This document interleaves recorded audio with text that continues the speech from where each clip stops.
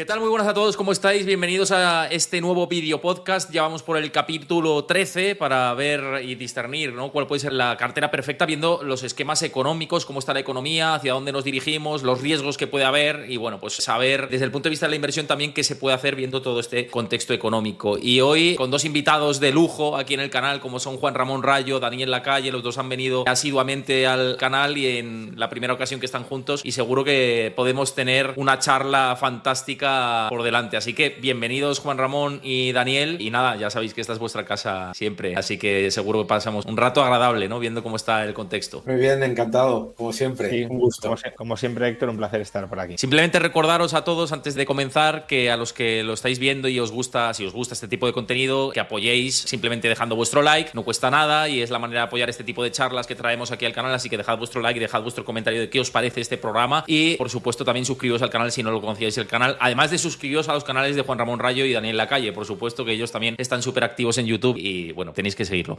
Oye, por comenzar un poco con todo esto y con este programa que está apadrinado por Freedom 24, luego os contaré un poquito más a detalle, pero por ir al inicio de la situación de la economía y lo que tenemos. Ha cambiado mucho el contexto o el esquema de fondo desde el 2024 por todos los periodos electorales que hemos vivido. Todavía quedan por delante, por ejemplo, Alemania tenemos este año en la Unión Europea, con la situación tan complicada que estamos viendo aquí en el viejo continente, pero ha cambiado bastante el esquema. Y este cambio, para vosotros, ¿cambia, valga la redundancia, algo de cara al contexto de la economía global, o tenemos los mismos problemas que teníamos el año pasado? A ver, los problemas hoy por hoy son los mismos. Otra cosa es que si hay un giro en las políticas económicas, y parece que al menos en Estados Unidos está habiendo y va a seguir habiendo un giro importante, no sé si en todos los aspectos sea mejor, pero en muchos de ellos desde luego sí, entonces la situación obviamente cambiará. De hecho, con la adopción de esas medidas, las expectativas, por ejemplo, inversoras, ya están cambiando en múltiples sectores que en Estados Unidos están experimentando desregulaciones, liberalizaciones, apertura y, por tanto, reducción de costes o incluso posibilitación de invertir y de desarrollar ciertas actividades que antes estaban proscritas. Pues eso ya cambia el panorama hasta cierto punto. Eso no significa que todos los desequilibrios que podían venir acumulándose o que estaban acumulados hasta ese momento se hayan solucionado, ni mucho menos, pero desde luego sí se abre una cierta perspectiva de cambio. Y lo que digo respecto a Estados Unidos, pues también se puede aplicar al caso europeo y más en particular alemán. La economía alemana está totalmente destrozada, 7 años de estancamiento. No parece, de hecho, que haya, si siguen las dinámicas actuales, una perspectiva de cambio a mejor. El Bundesbank en sus últimas previsiones para 2026 y 2027 hablaba de un crecimiento exiguo inferior al 1% del PIB, prácticamente, por tanto, otro estancamiento de 2 años. Pero de nuevo, si hay un cambio de gobierno, que eso sí parece que lo va a haber, pero sobre todo un cambio de políticas bastante importante con respecto a las que se han seguido hasta la fecha, pues eso, claro, también podría cambiar el panorama en Alemania y en última instancia en Europa. Por tanto, estamos ante un momento de cambio político, de cambio de políticas económicas, y eso pues pone en cierto modo en suspenso algunos de los análisis económicos que, respecto a la situación económica anterior o a la situación hasta cierto punto en la que aún estamos, ¿no?, hasta que esas medidas terminen de aprobarse o de surtir de efecto, pues estábamos haciendo. Sí, Daniel, un poco con esto que decía Juan, con respecto a economía tanto en Estados Unidos como en Europa, ¿cómo ves las dos regiones, digamos, las que más nos interesan, ¿no?, por cercanía a una y la otra por líder mundial? Yo creo que el gran problema de la Unión Europea es demasiado estructural como para que le demos la importancia a unas elecciones en las que además el riesgo de que se utilice lo que ha pasado en Francia, que viene la derecha, no sé qué, y se junten aquí pues una coalición Frankenstein y se siga con lo mismo, muy elevado, ¿no? Por lo tanto, yo no creo que vaya a haber grandes cambios, ¿no? Yo creo que en Estados Unidos ya no es tampoco solamente un tema del cambio de las políticas de Donald Trump que pueden fortalecer la tendencia, sino que hace ya muchos años que Estados Unidos, cuando las economías entran en recesión, cae menos, y cuando crece, crece más. Entonces yo creo que factores como, yo creo que el más importante, mucha diferencia, que es la orden ejecutiva sobre la eliminación de las trabas burocráticas para el sector de la energía. Si todos recordáis el famoso milagro económico de Obama, el milagro económico de Obama de 2009 a 2011 fue nada más y nada menos que aumentar masivamente la inversión, el empleo y la producción de petróleo y gas. Por lo tanto, yo creo que por ahí es por donde podemos tener un elemento más positivo, porque además eso es inmediato, eso no es como invertir en, digamos, minería de cobre o lo que sea, que lleva lleva varios años. Tú pones una plataforma en el norte de Dakota y eso ya tiene un efecto inmediato sobre empleo y sobre producción y sobre crecimiento, por supuesto. Fíjate, con respecto a todo esto, siempre las dudas que están surgiendo ahora mismo en el panorama actual es que si hay más crecimiento económico, y el otro día lo hablaba con Juan independientemente, era a costa de que la inflación costase más controlarse, ¿no? Sobre todo los niveles que busca la Reserva Federal y los bancos centrales, ¿no? Que es el 2%. Teniendo en cuenta también ese gasto que han anunciado en inteligencia artificial y desarrollo tecnológico y demás de 500.000 millones de dólares, esa parte, o quizá una parte que es el déficit que a lo mejor no se puede controlar en el corto plazo, puede generar que esta inflación tenga que venir acompañada con nosotros un tiempo más, ¿o cómo lo veis vosotros? Bueno, a ver, lo de la inversión de 500.000 millones, no olvidemos que es inversión 100% privada. Otra cosa es las inversiones complementarias que pueda tener que hacer Trump, si es que las hace, ya veremos. De momento solo ha prometido desregulación, por ejemplo, como bien decía Dani, en materia energética, que es algo totalmente crucial para que no haya un cuello de botella muy serio en el desarrollo de la inteligencia artificial. Y por eso, de hecho, los CEOs de las 3 empresas implicadas, los 3 dijeron que de no haber ganado Trump las elecciones no se habrían lanzado a invertir 500.000 millones de dólares durante los próximos 4 años en inteligencia artificial. Ya no entiendo tanto quizá por seguridad o inseguridad jurídica, que a veces es lo que pensamos que determina la inversión en un país y desde luego influye mucho, pero probablemente no tanto por eso, sino porque Biden no tenía una visión estratégica de cuáles eran las necesidades que tenía la industria de la inteligencia artificial para poder seguir desarrollándose. Ella solventar, como digo, el cuello de botella energético, o si la tenía, priorizaba, por ejemplo, la agenda medioambiental a ese desarrollo energético. Entonces, sin energía barata, abundante, sobre todo abundante y barata, y también confiable, es decir, con suministro estable, la inteligencia artificial deja de poder seguir experimentando con datos y seguir avanzando, ¿no? Entonces, eso por un lado, ¿no? Ahora, aun cuando eso no sea gasto público, es verdad que si se produce un incremento importante del gasto en inversión en Estados Unidos, eso, salvo que haya mucho más ahorro extranjero que vaya hacia Estados Unidos, va a tender a incrementar los tipos de interés, el coste de financiación en el sector privado. Más demanda de financiación, más demanda para invertir, misma oferta o no tanta oferta de financiación como lo que aumenta la demanda, pues tipos de interés más altos. Y eso es lo que comentamos, Héctor, hace algunas semanas en tu canal cuando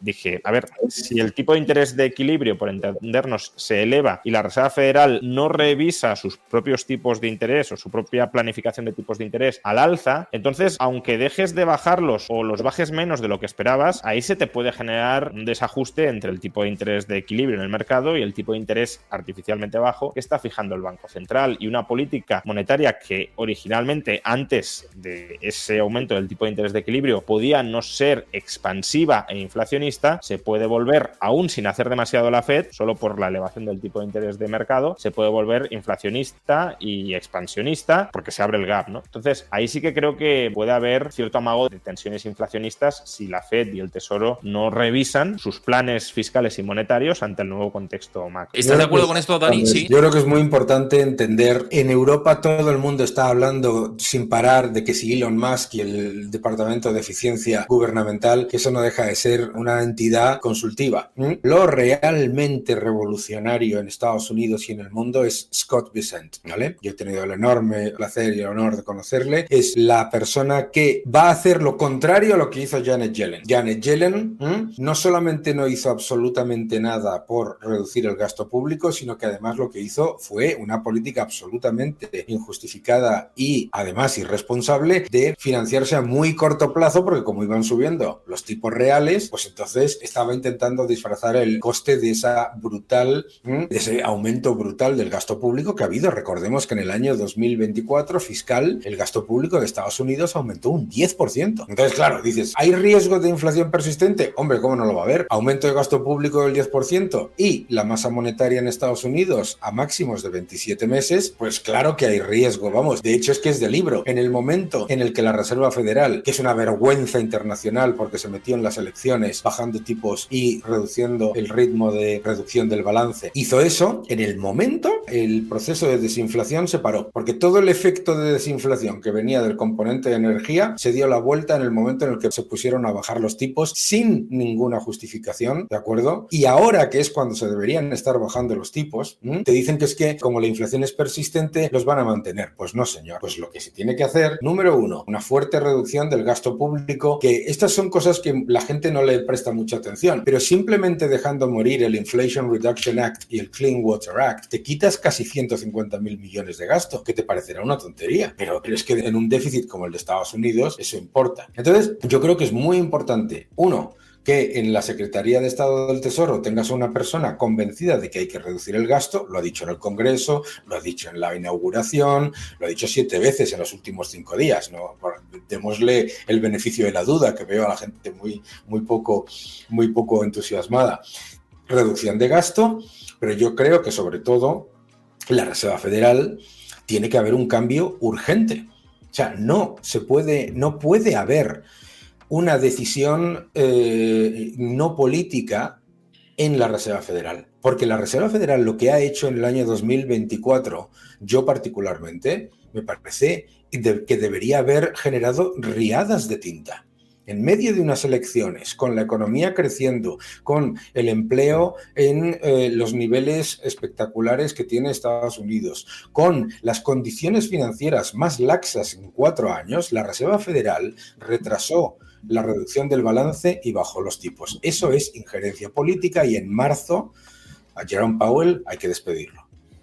Ahora que dices esto, mira, me sirve para ligar con lo que quería comentaros antes de Freedom 24, que insisto, cada uno tiene que tomar sus decisiones de inversión y, por supuesto, no vamos a hablar de ninguna recomendación de inversión, sino simplemente ideas que me parecen interesantes. Y una de ellas, con esta inflación persistente y lo que decía Dani en la calle y también Juan Ramón Rayo, de posibilidad de que haya o inflación enquistada o incluso repuntes o presiones inflacionistas en ese sentido, pues proteger nuestro capital va a ser más importante que nunca. Bueno, pase lo que pase, eso siempre es una máxima que hay que acometer. Os lo digo porque hay unos planes de ahorro a largo plazo de Freedom 24 que obviamente quizá no sea adecuado para todo inversor, pero cada uno decide su tolerancia al riesgo. Yo estoy haciendo aportaciones ahí, nos están dando un 4,37% en euros, a un año vista, con lo cual yo creo que es muy importante que lo veáis. En vídeos que he tenido con Juan Ramón Rayo he hecho aportaciones a estos planes, los podéis ver, lo tenéis el enlace a la plataforma en la descripción del vídeo de YouTube y en el comentario fijado. Lo digo para que le echéis un ojo, que creo que merece la pena. Y dicho esto, con respecto a lo que decía Dani, de que Jerome Powell tiene que ser despedido y que bueno, que quizás se hizo la bajada de tipos cuando no debía y ahora que hay que bajarlos parece que van a mantener un tiempo, o eso descuenta el mercado, que ya sabemos luego que las narrativas cambian muy rápidamente. ¿Tú estás de acuerdo con esto, Juan, de que ahora estamos en una dinámica en la que sí que hay que bajar tipos de interés o quizá la narrativa o las ideas que está defendiendo el FOMC son las adecuadas en este contexto o no? Que ahora hay que bajar tipos de interés, hombre, yo creo que tal como se está modificando el contexto macro en Estados Unidos, teníamos un contexto macro de una inflación que no está controlada todavía, al menos no a los niveles que supuestamente la Reserva Federal tiene que ambicionar, y una economía que sorprendentemente se mantenía más o menos fuerte, con unos niveles de desempleo todavía muy bajos y con un crecimiento del PIB considerable. Y si ahora además parece que va a haber una reanimación de la inversión por todo el paquete de regulador de Trump, incluso el que viene de bajada impositiva, pues claro, eso todavía va a... No sé si recalentar es el término, porque parece que recalentar es un verbo que va asociado a la insostenibilidad de lo que se está produciendo, pero desde luego sí va a dar nuevos bríos a esa economía. Entonces, si tienes una economía que está creciendo a su nivel potencial o a lo mejor incluso por encima y una inflación que no está controlada, ahí no veo cómo se puede justificar una bajada de tipos de interés. De hecho, como bien decías, el mercado, al menos el de bonos, tampoco ve muy claro cómo se va a poder justificar y por eso no anticipa semejante bajada sostenida en los tipos de interés. Que luego puede pasar, como decía Dani, que hagan política como han hecho política. Claro, en este caso, bajar tipos de interés sería, de alguna manera, hacer política a favor de lo que Trump quiere, porque Trump está pidiendo que se bajen los tipos de interés, que están muy altos. Bueno, ¿se puede politizar la decisión de política monetaria? Sí, y quizás se termina haciendo lo que no toca, pero conjugando la misión estatutaria de la Fed con los datos y las perspectivas macroeconómicas que se abren ahora mismo, yo es que no termino de ver cómo se pueden justificar bajadas, al menos apreciables, claro, no simbólicas, de los tipos de interés. Pues solamente por aclarar, yo no he dicho que se tengan que bajar los tipos de interés. No, claro. Yo lo que he dicho es que la bajada de tipos de interés que se hizo en septiembre no se tenía que haber hecho. Claro, no tocaba. Es política, claro.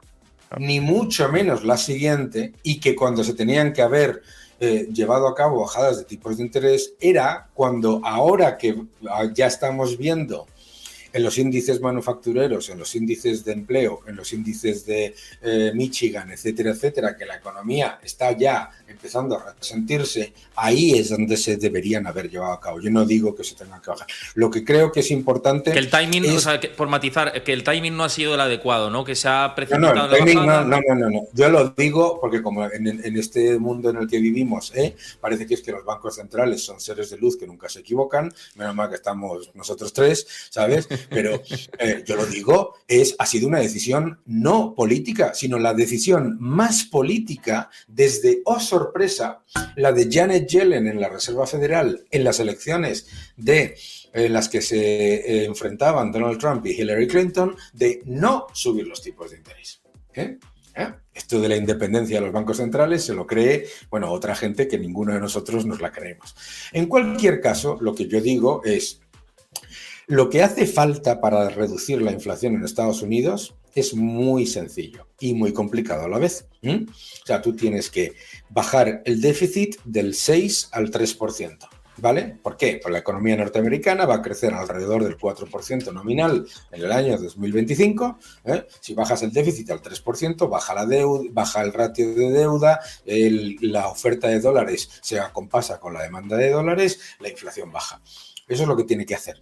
Y la Reserva Federal, nos tenemos que olvidar de los tipos, porque los tipos, como mucho, tienen impacto sobre el aumento de la cantidad de dinero. Lo que tiene que hacer la Reserva Federal antes de ayer es cumplir con su mandato, que tenía que haber reducido su balance en 3,5 billones de dólares y lo ha hecho en menos de 1,5. O sea, es que eso es inflacionista. ¿Entiendes? ¿Y por qué? Porque además le ha metido por el lado por la puerta de atrás, por la ventana de liquidez, 5 billones adicionales de liquidez al mercado en el periodo septiembre a diciembre.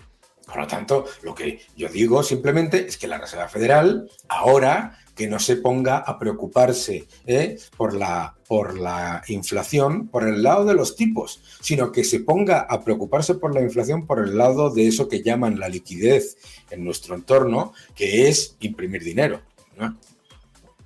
Sí, Juan, con respecto a esto último que dice Dani, la parte de la liquidez, ¿te parece un foco de preocupación también claro?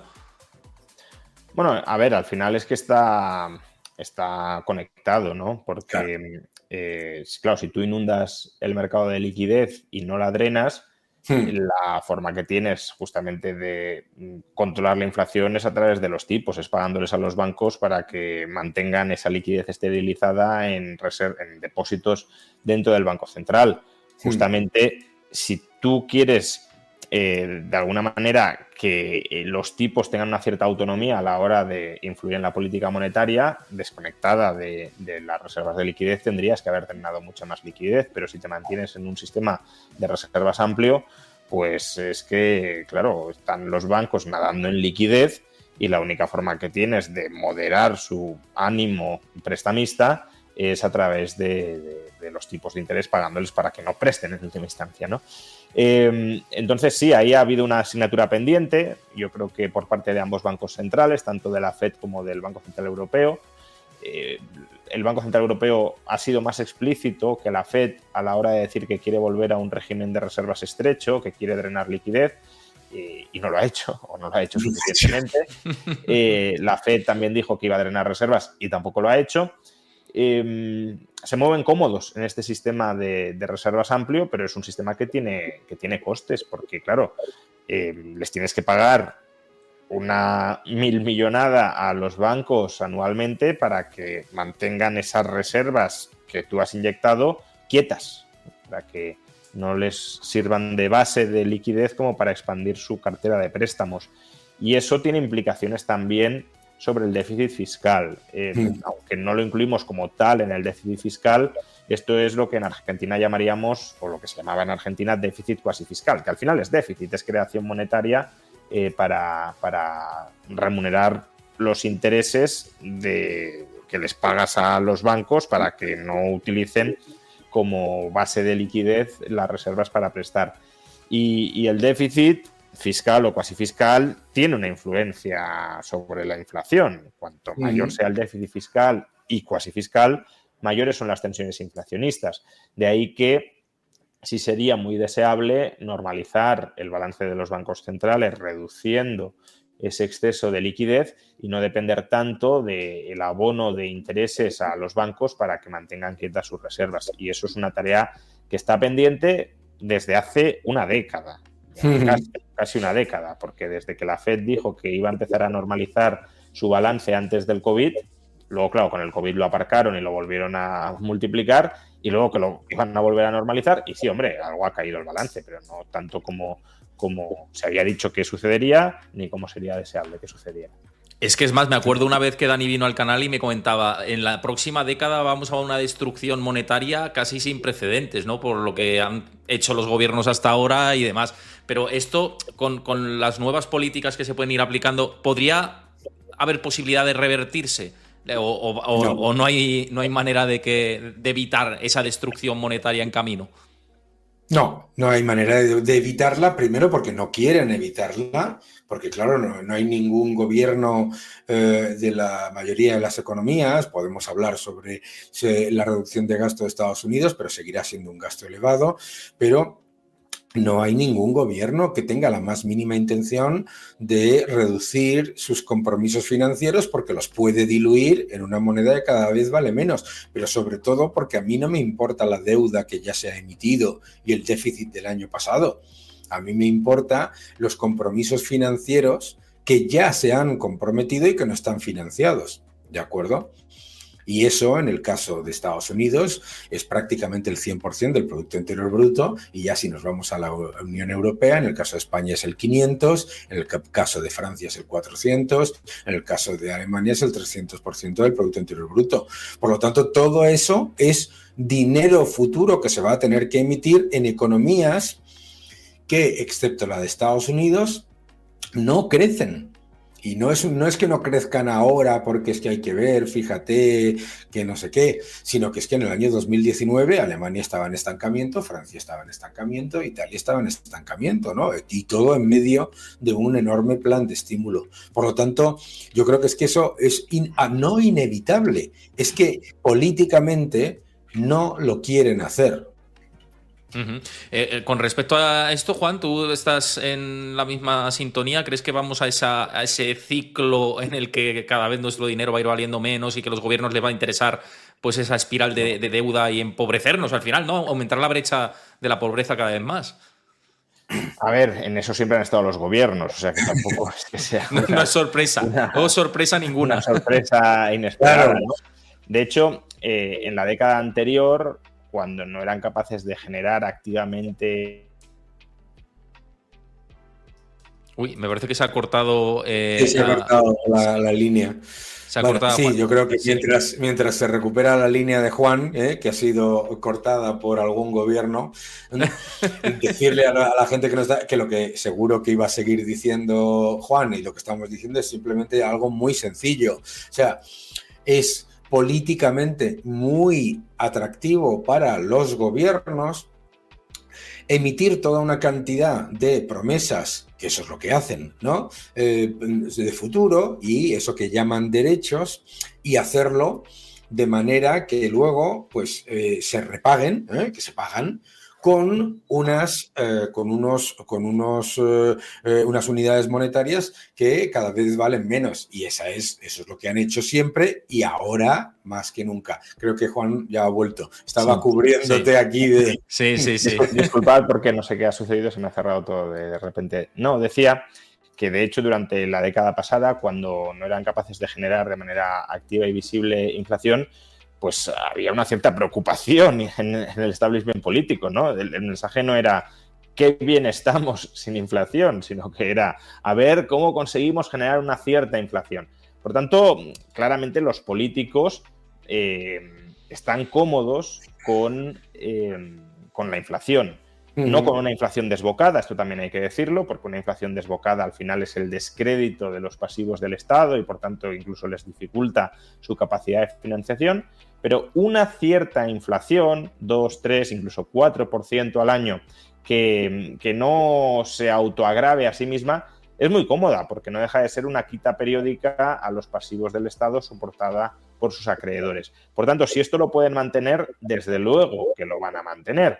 Y dentro del sistema monetario actual, basado en la deuda, en los pasivos del Estado, y que es una deuda además inconvertible en última instancia, ¿no? Porque la moneda fiat no es directamente convertible en ningún activo real, es muy complicado evitar que esto suceda. Entonces, sí, vamos a seguir en esta dinámica, tanto como dure este sistema, que su fundamento es este mismo, y no vamos a ver en ese sentido un cambio, salvo que el sistema se viniera abajo y se reemplazara por otro. Pivotando un poco a Europa, que lo hemos comentado al principio y bueno, hemos hecho alguna referencia más, pero y que veíais que la situación era muy complicada, pues Alemania lleva 2 años consecutivos en recesión técnica, ¿no? Con crecimientos del PIB en negativo. Francia, hemos conocido, ¿no? Los últimos datos de PMI también que siguen pues ahondando, ¿no? Esa posibilidad, tonteando con la recesión y bueno, pues en general Europa está en unos niveles de estancamiento, no hay ninguna firma de análisis que diga que vaya a haber un crecimiento importante, la obsesión con la regulación pues nos está lastrando al final en muchos conceptos de pensar que podemos tener o generar un crecimiento sostenible en el largo plazo, ¿no? ¿Cómo veis al final la situación de Europa? Lo habéis dicho antes, que es bastante negro en el corto plazo, pero ¿de esta se puede salir de alguna manera o qué horizonte le vislumbráis si vamos por este camino, ¿no? Que al final es algo que nos preocupa a todos? Bueno, yo creo que es muy claro, ¿no? Yo creo que no podemos entrar en muchos debates. Ayer en Davos, von der Leyen dijo claramente que la Unión Europea va a seguir su curso y que la Unión Europea está liderando, no sé en qué, pero ella lo dijo, y que va a seguir su curso. Por lo tanto, no podemos esperar de cambios en Francia o de cambios en Alemania, grandes cambios en el resto de la Unión Europea, porque la Unión Europea se ha conformado como un sistema de incentivos perversos. Ahora mismo España se pone detrás de Francia y no genera riesgo porque el gran problema es Francia. Pero claro, el gran problema es Francia, que es un país que lleva 3 décadas en estancamiento, que tiene un elevadísimo déficit, una deuda incontrolada y un Estado descomunal con unos impuestos altísimos. Entonces, yo creo que el problema es que todo el mundo dice que el problema de Europa es de falta de competitividad, exceso de regulación, etcétera, etcétera, y altos impuestos, pero luego nadie le pone el cascabel al gato, ¿no? En Francia, esta mañana he leído yo en Le Soir, ¿no? Que han propuesto una pausa regulatoria. Yo me parto. Una pausa, ¿no? Porque como la economía va muy mal, pues claro, vamos a parar un poquito, ¿no? Pero claro, cuando se habla de pausa, no nos damos cuenta de que se mantienen todas las barreras anteriores. Por lo tanto, la Unión Europea tiene todos los ingredientes para ser un agente económico de crecimiento y de oportunidades, pero obviamente sus problemas son autoinfligidos. Vuelvo a repetir, porque todo el mundo en el establishment te dice, hombre, no, es que esto es por la guerra de Ucrania, que en 2019 ya pasaba y estábamos en medio del plan Juncker y con lo que se suponía, y con tipos nominales negativos, ¿no? Sí, no, es que, Juan, sí, perdón. No, sí, que, a ver, la situación de Europa en general yo creo que es muy mala, más allá del clarísimo estancamiento casi recesivo en el que se encuentra ahora mismo. La trayectoria en las últimas décadas ha sido decepcionante, sobre todo comparada con Estados Unidos o no digamos ya otras economías emergentes. Y ahí no parece que vaya a haber ningún tipo de cambio. Es decir, ¿Europa puede salir de este estancamiento cuasi recesivo? Sí, por poder puede salir. Crecimientos del 1, del 1,5, no es imposible, ni mucho menos que suceda, porque además, en la medida en que en otras partes se desarrollen nuevas tecnologías que aumenten la productividad y tú las incorpores, aunque sea tarde e incompletamente, pues eso te va a ayudar a crecer. Pero lo de estar en la vanguardia del incremento de la productividad global y, por tanto, la elevación acelerada de los estándares de vida, de momento no se ve. Y, de hecho, muchas de las políticas que está tomando Europa prácticamente su totalidad, no han ido encaminadas a revertir el estancamiento de décadas en el que está metida. No es que hayan dicho, como con el informe Draghi, ¿no? No es que hayan dicho, oye, vamos a hacer un análisis, ¿qué está fallando aquí? Falla la sobreregulación que está matando a Europa, pues vamos a desregular. No, al contrario, como mucho, como decía Dani, una pausa regulatoria, pero lo normal, lo común es que aprueben nuevas regulaciones a cada cual más dañina para el crecimiento económico. Entonces, claro, si estás en esa dinámica de seguir regulando, matando, por tanto, oportunidades de inversión, de incorporación de tecnología y de aumento de la productividad, pues lo que pasa es lo que es previsible que pase, es lo que está pasando. Y además, ahora, ya lo comentamos en alguna otra ocasión, Europa se va a encontrar no solo con que no tiene capacidad o impulso interno para crecer, porque se lo ha matado a sí mismo, sino que además las políticas económicas aplicadas por Estados Unidos, que son políticas económicas, yo diría, hasta cierto punto hostiles hacia Europa, hostiles en el sentido de Estados Unidos prioriza su crecimiento y si puede quitarle capital, empresas, inversión a Europa, se lo va a quitar. Claro, esas políticas aún van a dañar más a Europa. Si Trump baja el impuesto sobre sociedades al 15%, como ha prometido que va a hacer y ha reiterado que va a hacer, bueno, una empresa que esté operando en Europa dirá, ¿y por qué no opero en Estados Unidos? Eso es lo que dijo Trump en Davos, ¿no? Que vengan todas las empresas del mundo a producir y a invertir en Estados Unidos, que las vamos a acoger con impuestos muy bajos. Si Trump consigue bajar significativamente el coste de la energía, que ya es más barato que en Europa, pues la brecha todavía se va a ensanchar más. Entonces, me voy a ir a Estados Unidos. Seguridad jurídica que mencionábamos antes, también mayor en Estados Unidos. Eliminación de otras trabas regulatorias que encarecen otros costes, no directamente vinculados con la energía, también, sobre todo si Trump sigue desarrollando su agenda, más bajas en Estados Unidos. Y para rematar, la política arancelaria, que no es algo que yo comparta, ni mucho menos, pero claro, eso también supone una especie de OPA hostil contra las empresas europeas. Si queréis producir y vender, o sea, si queréis vender en Estados Unidos sin aranceles, tenéis que producir en Estados Unidos. Por tanto, os tenéis que venir aquí. Entonces, cuando tú estás mal porque te has automutilado y tu vecino se vuelve mucho más atractivo que tú, o se coloca en mucha mejor forma que tú, tienes un problema muy serio si no te replanteas muy seriamente cambiar de rumbo. Y las élites europeas parece, al menos hasta el momento, que no se estén dando cuenta de lo que se nos viene, no a ellas, por desgracia, sino a los ciudadanos que la sufrimos, encima con su desnortada política económica.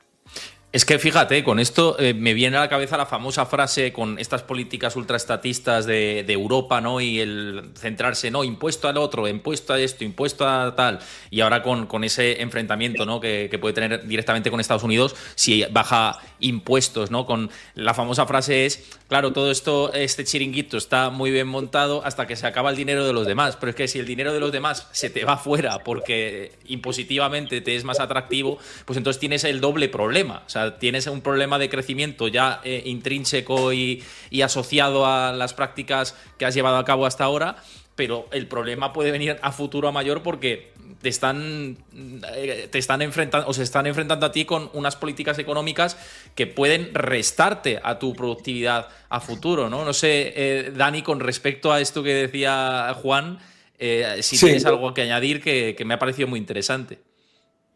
Bueno, yo creo que el gran problema de la Unión Europea es que hay hay un liderazgo y una burocracia que considera que lo que se está haciendo es lo que se tiene que hacer y por lo tanto todo lo demás es secundario, incluido el crecimiento, la inversión, etcétera, y que percibe a las empresas como problemas, ¿no? En vez de como oportunidades.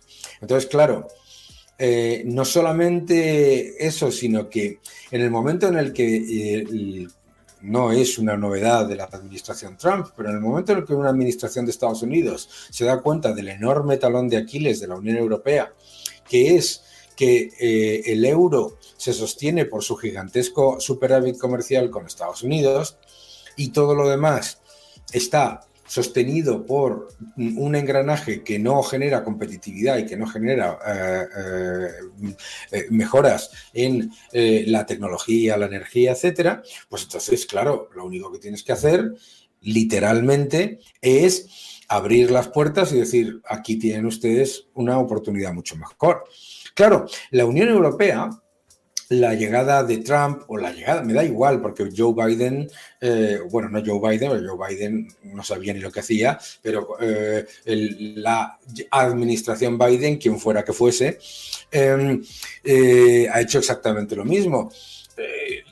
En vez de la Unión Europea ver lo que está ocurriendo en Estados Unidos como una oportunidad de mejorar y como una oportunidad de, oye, pues si Estados Unidos va a bajar impuestos, vamos a poner impuestos más bajos. Si Estados Unidos desregula, vamos a desregular. Si Estados Unidos abre el potencial del crecimiento en el sector energético, vamos a hacer lo mismo.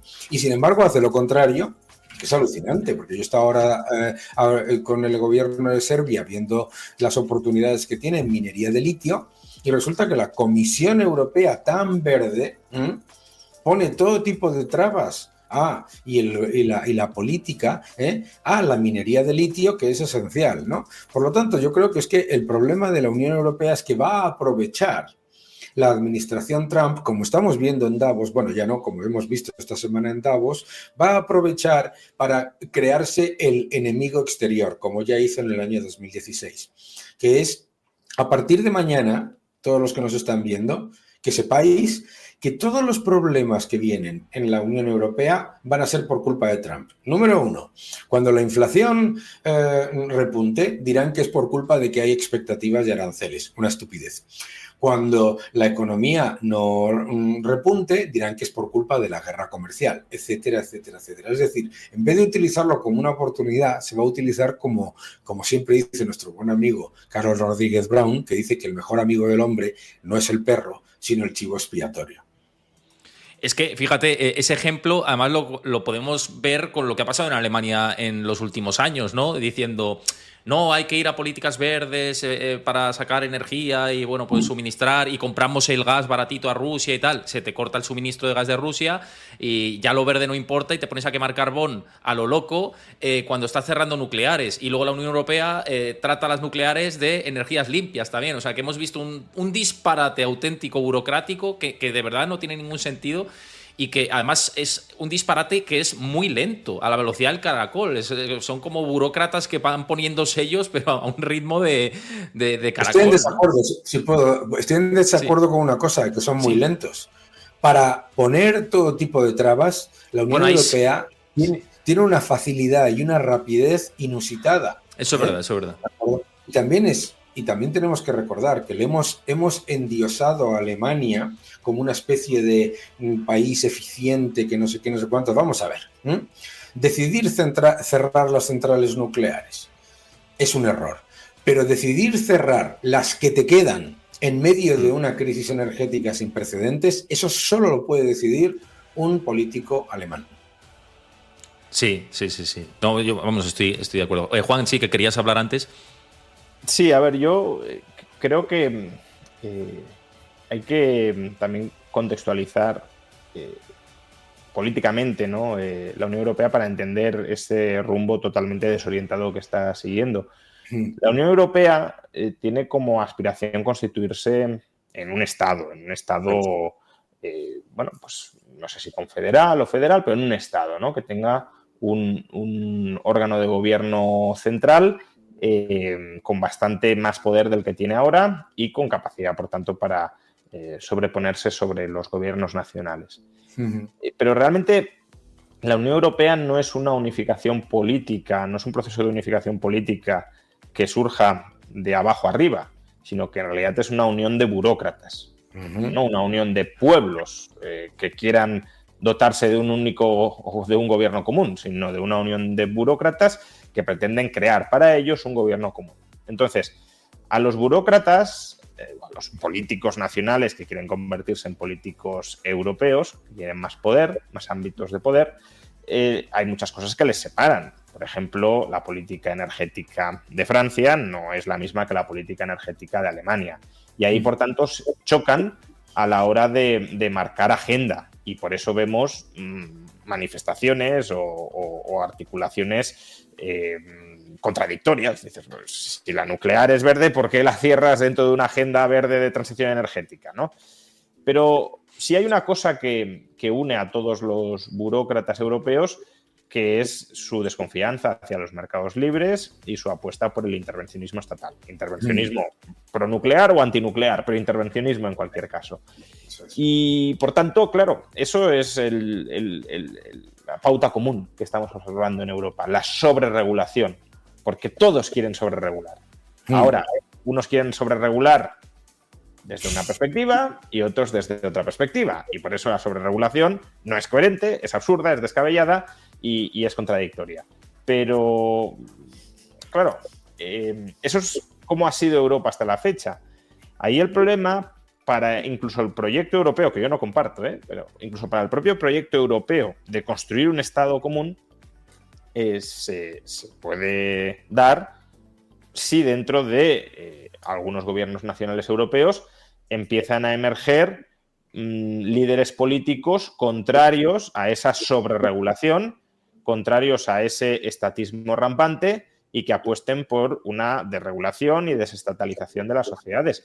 Ahí sí que va a haber un mal encaje de esa nueva jornada de políticos, ojalá llegue en algún momento, dentro de la arquitectura institucional europea, tal como se ha venido fraguando durante las últimas décadas, que es, como digo, la sobreregulación, la hiperburocracia y la concentración de cada vez más poder en manos de los políticos. Sí, un poco por ligar Unión Europea con ya directamente España, ¿no? Estamos hablando ya, o sea, vamos por regiones y yéndonos a España. ¿Cómo estáis viendo el horizonte o el esquema que podemos tener próximamente en España? Porque desde aquí se está sacando como mucho pecho, somos la única economía de las fuertes de Europa que está creciendo y demás.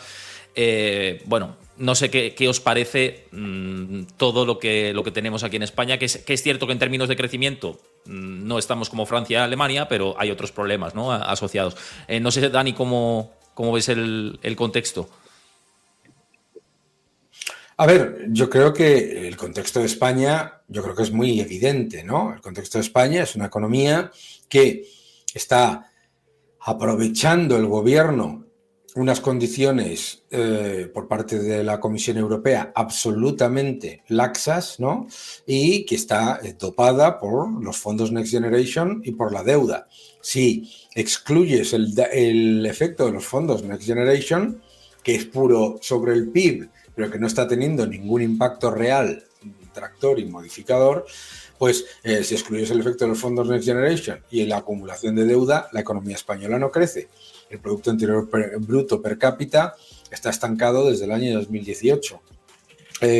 La inversión lleva estancada también 5 años prácticamente, ¿no? Yo creo que todos esos factores lo que muestran es una economía que está aprovechando de el mayor estímulo fiscal monetario y los fondos Next Generation para dopar el Producto Interior Bruto, tirando de gasto público, tirando de deuda, y por lo tanto, pues eso genera, digamos, las semillas del problema posterior.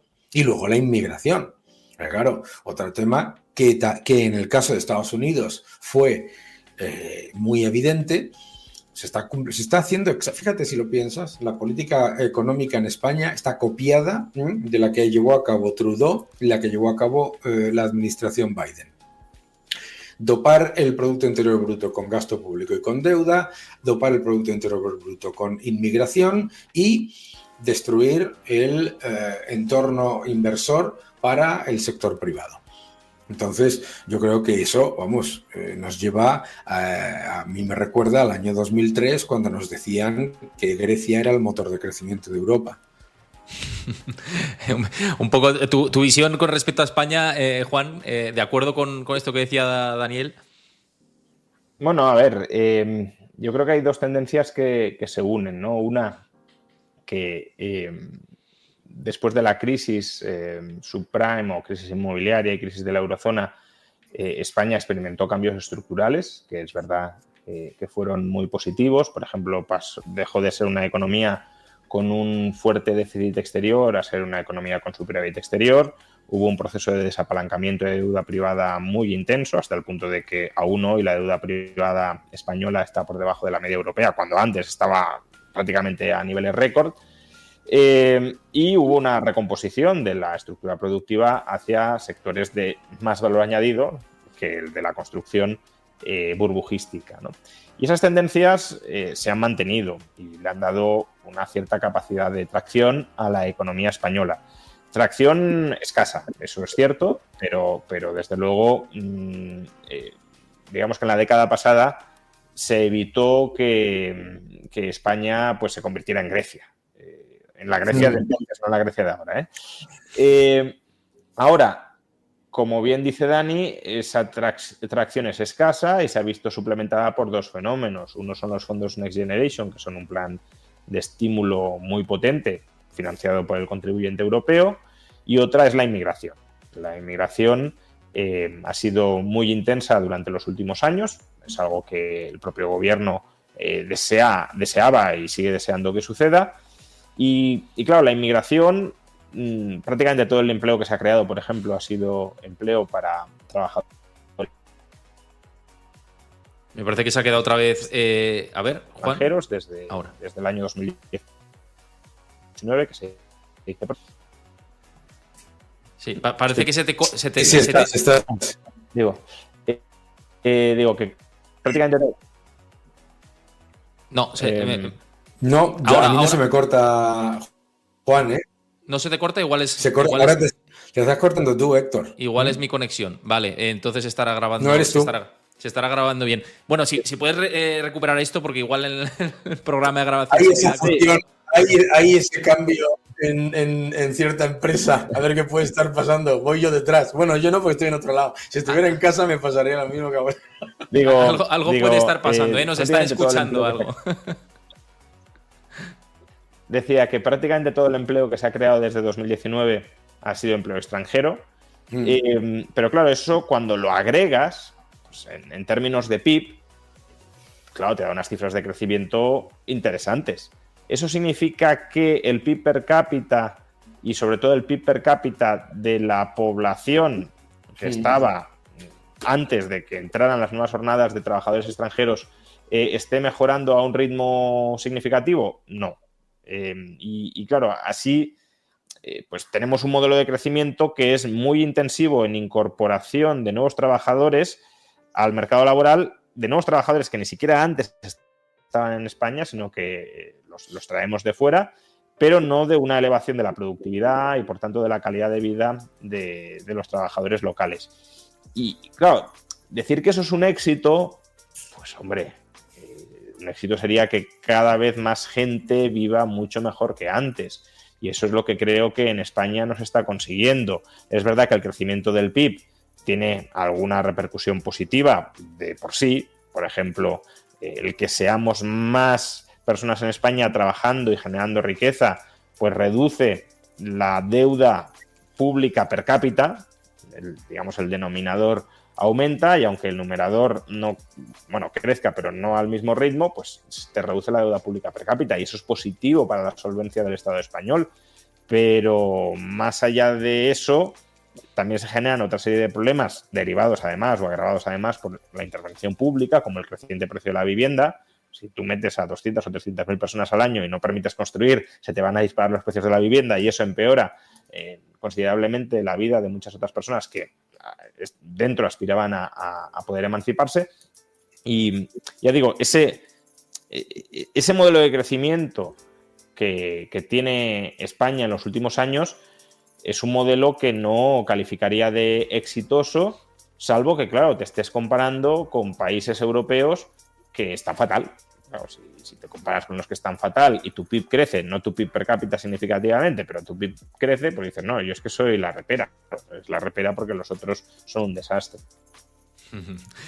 Bueno, yo creo que hemos hecho un resumen prácticamente de todo y por no extendernos más, simplemente eso, daros las gracias por estar por aquí. Espero que hayáis estado cómodos, yo siempre es lo que pretendo y que a la audiencia le haya gustado también, así que si os ha gustado dejad ahí el like y comentario de qué os ha parecido y suscribiros al canal y por supuesto visitad los canales de Juan Ramón Rayo y Daniel Lacalle, que un placer teneros por aquí, a ver si pronto nos vemos, agradecido. Un gusto, nada, que tengáis un gran día a todos. Gracias. Muchísimas gracias a todos y nada, eso, nos vemos en el siguiente capítulo.